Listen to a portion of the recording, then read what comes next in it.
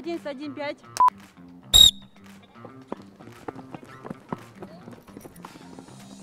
Дұрыс, жаттығудың осылай немеремен жасау керек. Атың кім десем Оля дейді. Шын атың кім десем өлмес Хадиша. Ойбай, ондай да болады екен деп күліп жатырмыз бәріміз. Рахмет. Перуза, сен бұлай жақсы қыз екенсің. Рахмет. Жігітің бар ма? Жоқ, апа. Ауылда менің мынау іске қайным бар. Келін болуға қарайсың. Өзің көндіріп алам ғой. Құттанамын да шына. Құт керемет. 98-32.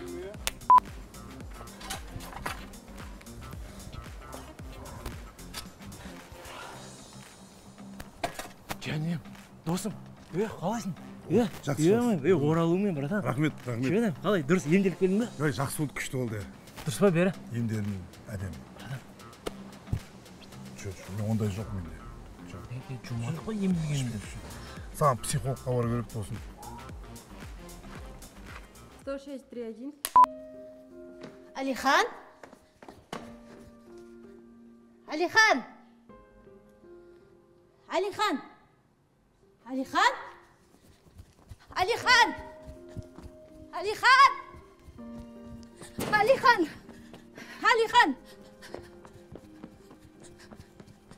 Алихан?